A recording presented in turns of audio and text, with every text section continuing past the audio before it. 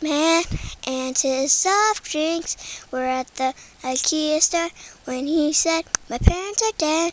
And then he noticed that he was using the computer and his soft drink spilled, and he wondered what happened. And then Darth Vader came up to him and wanted to see if he was dead, because Darth Vader and Batman hated each other so much that they were fighting against each other. But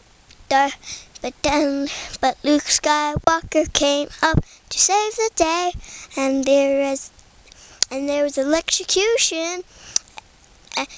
So Luke Skywalker died with bread in his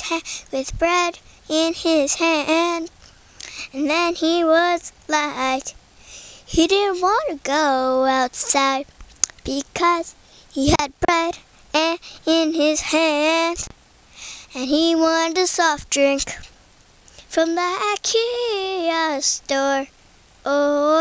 But then he noticed that there was penguins in his mind, and that's when he noticed that there was butterflies in his stomach.